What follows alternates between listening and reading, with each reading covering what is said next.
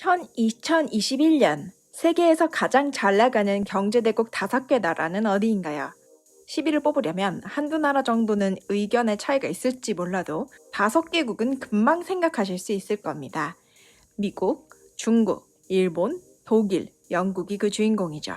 그러나 앞으로 30년 후에도 이 5개의 나라가 여전히 경제 강대국일까요? 미리 말씀드리자면 전 세계의 경제 지형은 천지개 벽순으로 변하게 됩니다.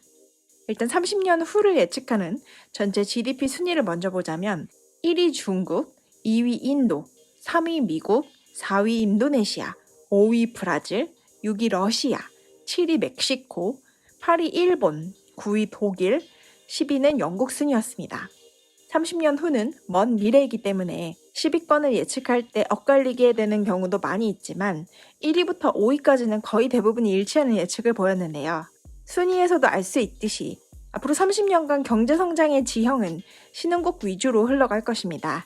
그중 브라질, 중국, 인도, 인도네시아, 멕시코, 러시아, 터키가 E7이라고 불리는 그 주인공들인데요. 이들의 평균 성장률은 무려 3.5%, 그에 비해 현재 주도국이라고 볼 수 있는 미국, 일본, 영국, 이탈리아, 독일, 프랑스, 캐나다, G7이죠.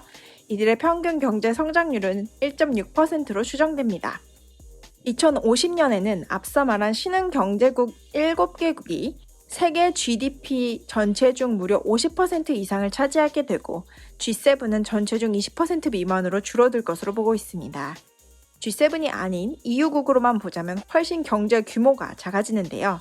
EU 27개국의 GDP가 세계 경제에서 차지하는 비율은 2050년 10% 미만으로 낮아지게 됩니다. 물론 이 EU는 영국을 뺀 이유로서 예상에 따르면 영국이 무역, 투자, 인력 교류에 있어서 개방화 정책을 유지한다면 나머지 EU국보다 경제 성장률이 높을 것이라고 예상하기도 했습니다. 그렇다면 브렉시트를 한 것이 결과적으로는 잘한 셈이 되는 것이겠죠. 한편 지금의 인도네시아와 멕시코의 경제 규모는 일본, 독일, 영국, 프랑스보다도 더 커질 전망이고 터키의 경우 현재 정치 불안정성을 해소하고 경제 개혁이 성과를 보인다면 이탈리아를 앞서는 것으로 나타났습니다. 확실히 경제 지형이 바뀌는 것이 눈에 보이네요. 성장률의 관점에서 본다면 베트남이 연평균 무려 5% 이상의 성장률을 2050년까지 기록할 것으로 보입니다. 베트남은 GDP 탑 20 국가 안에 들기도 하는데요. 현재 베트남의 GDP 순위가 36위 정도 하기 때문에 엄청난 성장세가 고속 열차와 같다고도 할 수 있겠습니다. 그렇다면 가장 궁금한 한국은 어떨까요? 한국은 경제 규모 10위의 나라인데요. 한국의 2030년 GDP 순위 예상은 좀 다양합니다. 10위권 정도에 머물러 있을 것이라고 보는 예상과 최대 7위까지 올라간다고 보는 예상이 있는데요. 확실한 것은 2050년에는 10위권 안에 든다고 예측하는 자료는 없다는 것입니다. 10위권의 중후반 정도를 예측하고 있습니다. 물론 경제 규모가 높아진다고 해서 개개인이 사는 수준이 더 좋아진다는 의미는 아닙니다.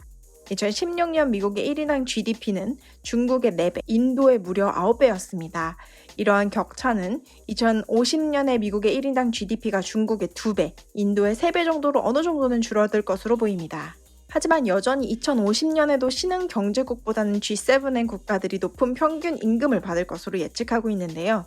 중국의 경우는 2050년까지 중간 정도 평균 임금 수준에 도달하는 반면 인도의 경우는 비교적 높은 성장률 전망에도 불구하고 평균 임금은 여전히 낮은 편에 속할 것으로 전망하고 있습니다. 이는 인도의 높은 인구 증가율이 국가의 전체 GDP 성장에는 동력이 될 수 있으나 평균 임금 격차를 해소하기까지는 시간이 아주 오래 걸릴 것을 의미합니다. 여러분에게 가장 의외의 나라가 있었나요? 저는 한국인이라서 그런지 우리나라가 예측보다는 실제로 더 큰 경제 성장을 했으면 좋겠다고 생각했습니다. 실제로 예측된 자료를 연도별로 보면 최근으로 올수록 한국에 대한 경제 성장을 많이 예측하는 게 보였습니다. 오늘의 이야기가 마음에 드신다면 좋아요를 눌러주시고요. 저는 다음 시간에도 흥미로운 미래 이야기를 가지고 돌아올게요. 그럼 다음 시간에 봬요.